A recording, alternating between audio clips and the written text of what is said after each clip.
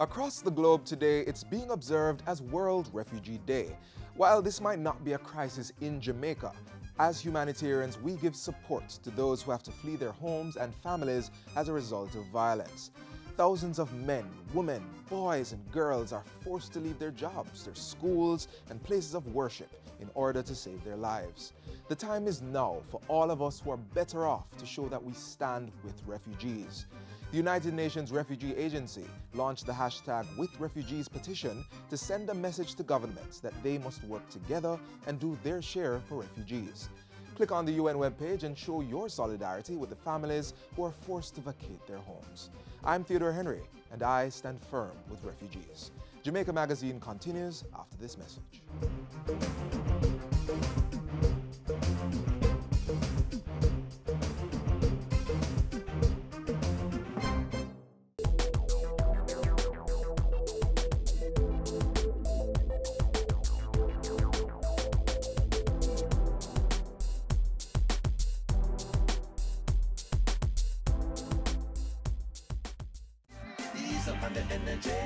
Did you know that since we started our Ease Up on the Energy campaign, that electricity use in government buildings has dropped by around 4,200 kilowatt hours per building per month?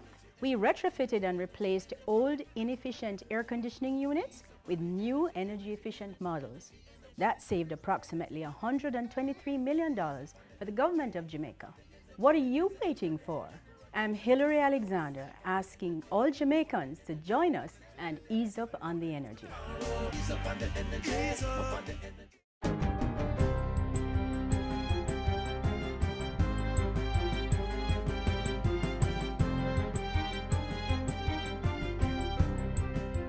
Good day, I'm Lorraine Mendez, and this is your JIS News for Tuesday, June 20.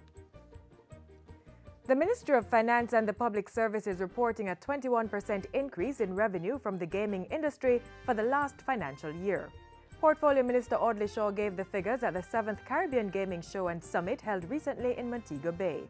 Minister Shaw said $111.25 billion was received compared to $91.9 billion for the 2015-16 fiscal year.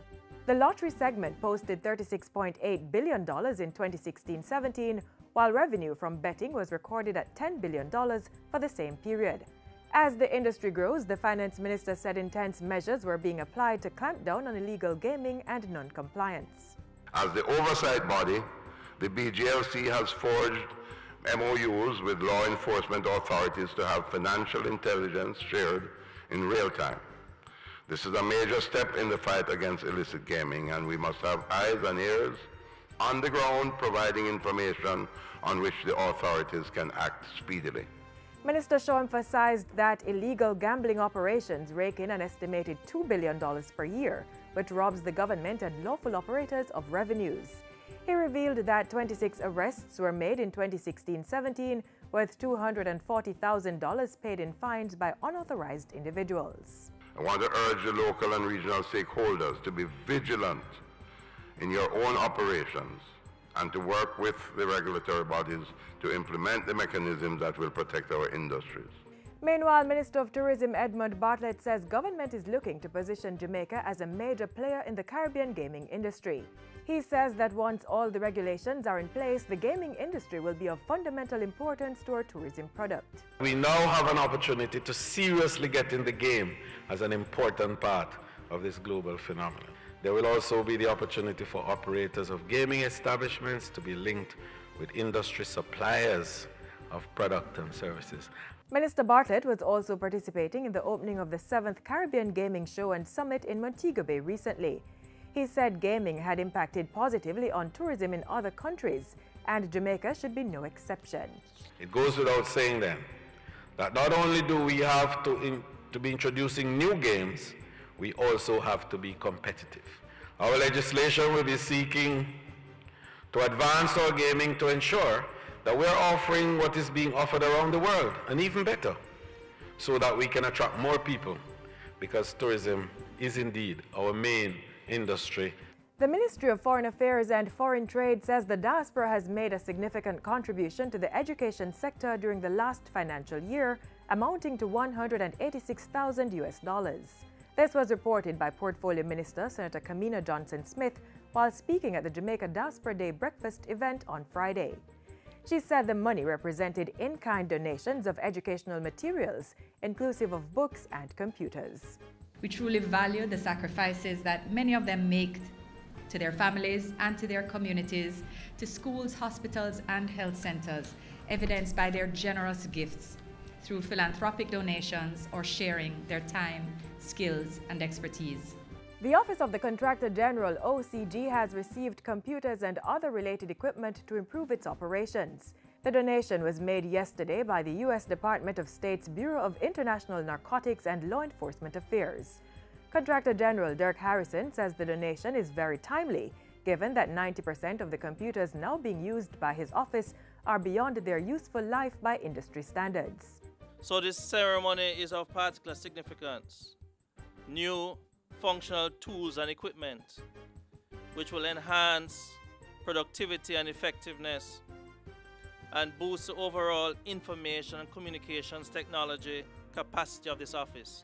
A contract was also signed to enforce the usage of the equipment for their intended purposes. In addition, Mr. Harrison says the OCG has been benefiting from a series of training which will continue up to December this year. Training areas include contract and procurement fraud, effective integration and statement analysis, and obtaining, managing, and searching electronic evidence, among others. And finally, investors vying to operate the Norman Manley International Airport under a public-private partnership have been narrowed down to 8. A total of 9 applications were received. The information was disclosed by Managing Director of the Development Bank of Jamaica, DBJ Milverton Reynolds.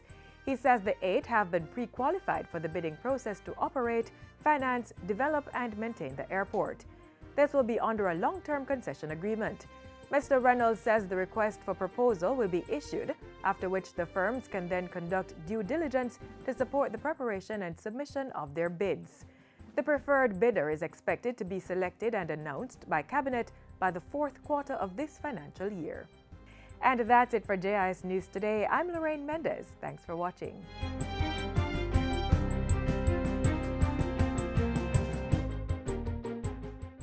Want to know the law pertaining to renting a house? What about the procedure if you're arrested? Or what is defined as corruption? Then click on the Ministry of Justice website. It has information on every law passed in Jamaica. The House of Parliament portal also has the more recent year's pieces of legislation. The sites are easy to search and the files are downloadable. Make access to justice your business. Know your rights. There's been major improvements in the justice system, largely as a result of the support from the European Union. The organization has provided funding for the justice sector, paving the way for the expansion of courts and training for personnel. Watch this. The European Union is committed to promoting and protecting human rights of all people because we believe that respect for human rights is essential for stable democracies and sustainable development, including economic betterment. This commitment underpins all we do in Jamaica and countries where we work. This is why we continue to support the justice sector in Jamaica.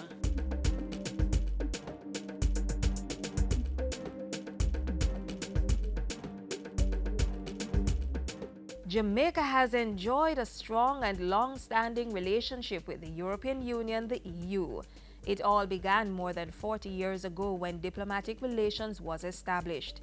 Jamaica engages with the EU individually as well as through its status as a member of the African, Caribbean and Pacific ACP group. There have been many areas of support and partnership over the years, including in justice. Most recently, the EU gave government $3.3 billion to support its justice reform program. It is also the single largest budgetary commitment to justice reform in Jamaica or anywhere else in the world where the EU provides support. The money has been allocated under the justice component of the 11th European Development Fund, EDF.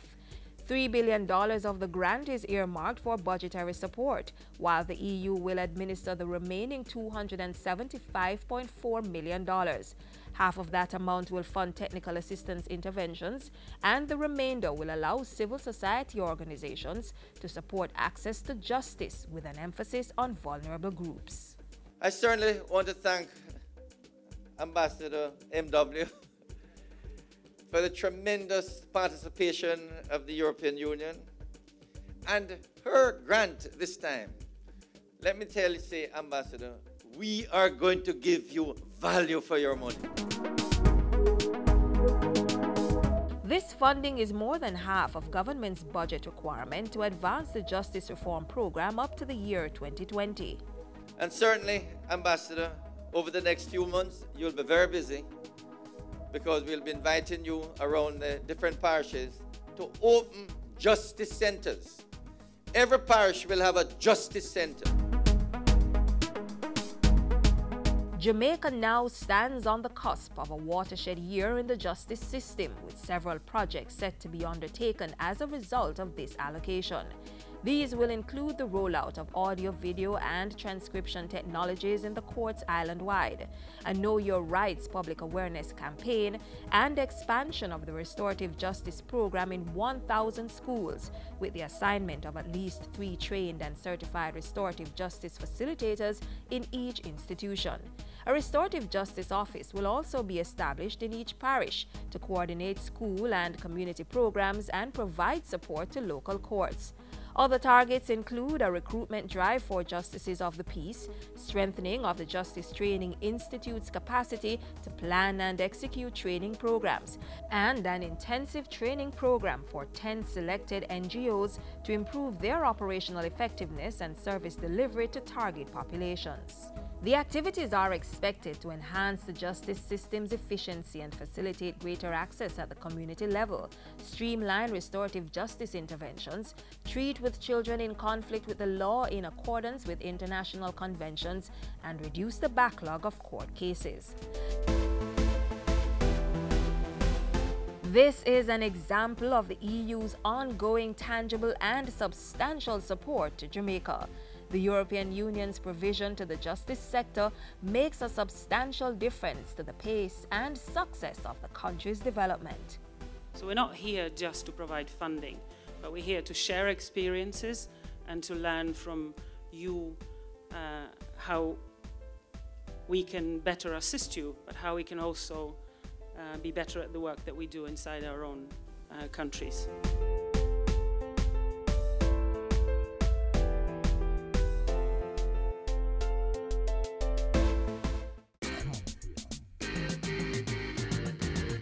Stand up and get in the race. I can become the master of my destiny. Step up your stride, make we work like a harder. Do it like Veronica, Bolt and a Sapa.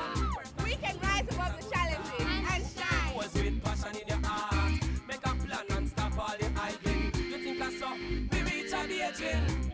I can, you can. Like our Olympians, every Jamaican can.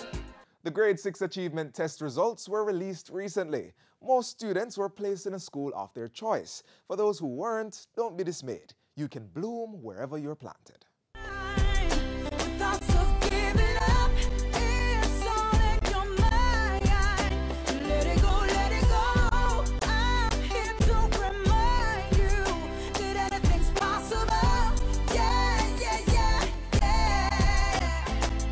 Okay, my name is Elon Bennett. I attended Kingston Technical High School. Good morning, everyone. I'm a past student of the Wolmer's Girls' School, proudly. My name is Denise Reed. My name is Keisha Nugent. I'm a past student of Wolmer's Girls' School, or motto, Age Quarter Gis. Whatever you do, do it to the best of your ability. My name is Vicky Miller. I am a proud graduate of Tivoli Gardens Comprehensive High School. My name is Keita Campbell, Tivoli Gardens High School. Motto, studies transform into character. Good morning, students. Good morning, everyone. My name is Everton Pessoa, and I'm a graduate of the #1 school in Kingston, Jamaica, Norman Manley High School. Yes. Boys and girls, I am not contending my school because I know you all know that Dintil Technical High School is the best high school in Jamaica. Okay? And I just want to tell you that you can strive for whatever you want to be. It's not where you go, it's what you do. Clap them boys and girls. I'm gonna ask. The teachers came up with this idea to have a uniform day so that the students who generally do the GSAT examination, so that they can feel proud of themselves. It doesn't matter what school they are placed. Sometimes when the result comes out, they feel as if they are worthless.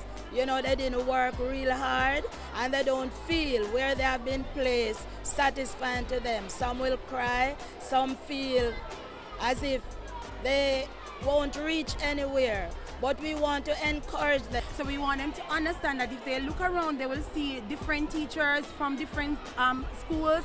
Some teachers went to Denham Town, some went to Immaculate, some went to Wilmers, but we're all here and we're all excellent teachers. Most students want to transfer from the school they went to. Like, for example, if you go to a school like Denham Town or Tivoli, it doesn't matter, you have to just study hard and focus on your goals and achieve what you learned in class and just to be focused. But I went to Denham Town and persons looked down on Denham Town. I am now a teacher at this school.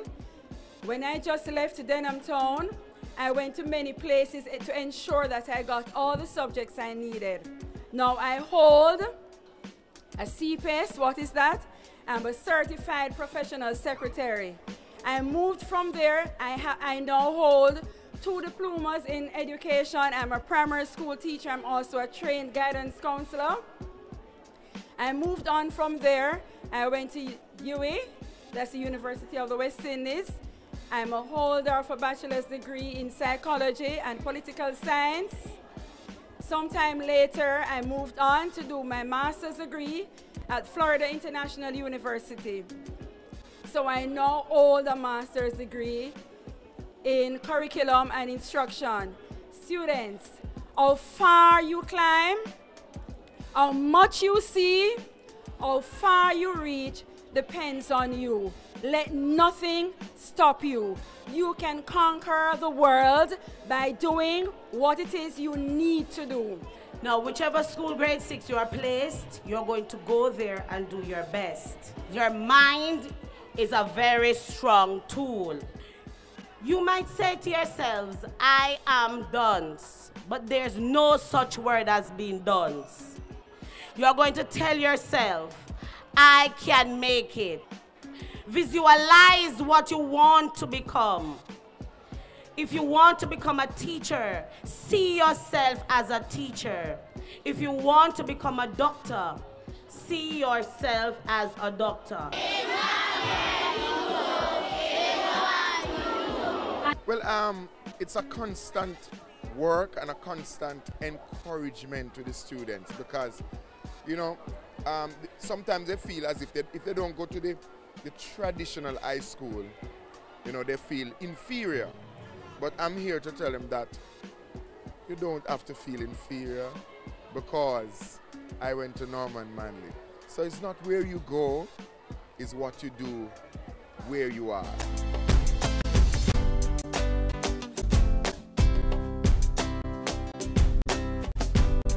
I think this was a very good idea because in doing this, it helps to motivate the children and help them to know that it doesn't matter the school that they attend. They can come up and achieve great things in life. I feel great because it motivates the children to let them know that if it's not the school that you go, it's what you go there and do, and that if you pass for a non-traditional high school, you can still do the same as if you pass for a traditional high school. I feel overwhelmed because the teacher showed us that even though if you pass for a traditional or non-traditional, only thing you have to do is go to your high school and make the best out of it because you can become what you want in life only if you put your brain to it and work hard. I feel very happy and good that no matter which school you go, you can still go there and do your best and achieve your goals. It's not where you go, it's what you do. Keep watching Jamaica Magazine. Don't waste your time with thoughts of giving up. It's all in your mind. Hurricanes can strike at any time. In the event of one, be prepared to act quickly.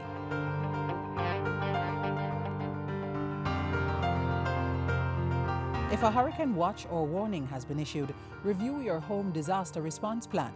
Map out likely routes to evacuate if your home is at risk and confirm with relatives or friends you plan to stay with. Also, confirm the location of the nearest shelter. Check your emergency supplies and restock if necessary. Remember, disasters do happen, so be prepared. We're in the hurricane season, which means flooding may occur at any time. Please exercise safety precautions when crossing flooded pathways. Take a look.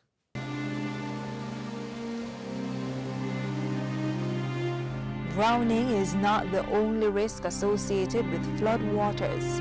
There are in fact many other dangers. Walking in flood waters is not exactly a stroll in the park. It is very dangerous and must be avoided at all costs. Even if the water level is below your knees, you need to be extremely cautious because flood waters contain visible and hidden dangers.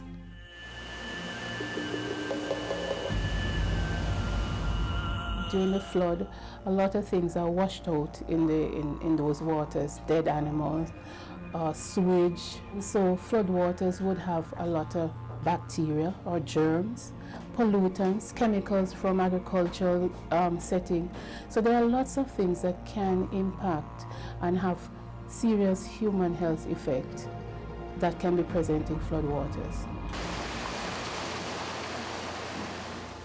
Many of us usually take a chance by driving through flood waters, but this is a dangerous practice and motorists must avoid the temptation. Experts say vehicles can easily be swept away in just 24 inches of flood water because it typically moves much faster than it appears. Many persons around the world, including Jamaica, have lost their lives by driving through flood waters.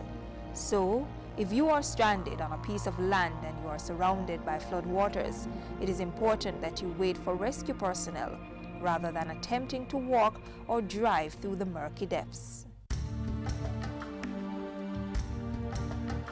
Dangerous bacteria and other pollutants are common in flood waters. What's called waterborne diseases can be contracted by drinking the water. Walking through the water can be just as unhealthy as walking through human waste. Major ones are some of the parasitic disease like ringworm, because you know a lot of fecal material can be, you can even get typhoid fever, which is a very, very serious condition. You can also get tetanus and gastroenteritis by ingesting this water, and of course leptospirosis, which is endemic to Jamaica.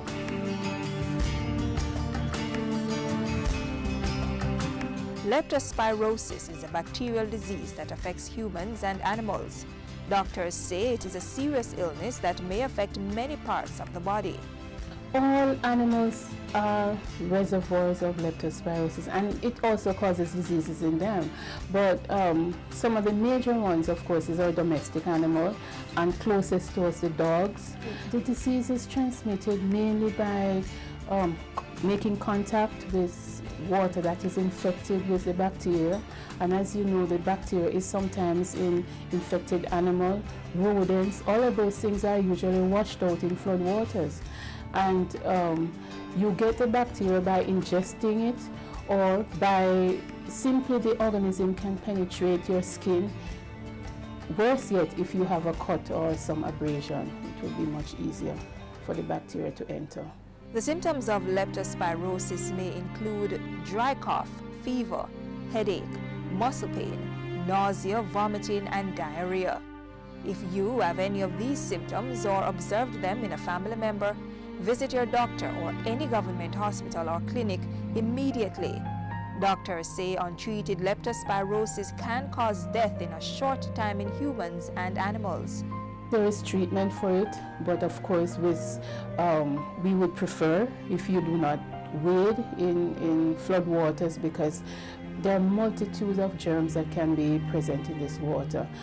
There is treatment, but hopefully you would get to a health facility early enough so you can be diagnosed and treated. According to medical experts, disease prevention consists of good sanitation. So, with proper sanitation, leptospirosis and other waterborne diseases can be prevented. October, November, December is when we see most of our cases of leptospirosis. So we would certainly advise the public, young people especially, the water may look attractive, but this is really not safe water for you to recreate in. And this would certainly help to prevent some of these diseases such as leptospirosis. We are still in the hurricane season, which among other things means the heightened possibility of flooding. So protect yourself and your family from the dangers of flood waters.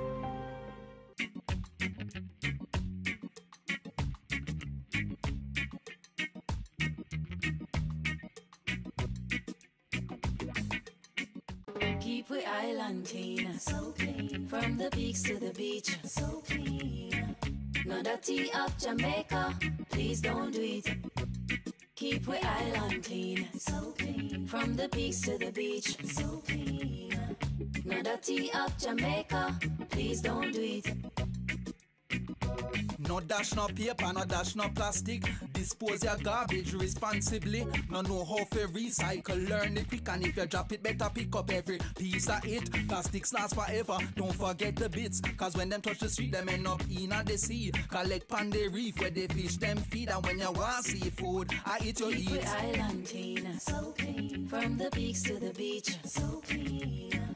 No dirty up Jamaica, please don't do it. No dirty up Jamaica, no dirty up Jamaica, no dirty up Jamaica, no dirty up Jamaica.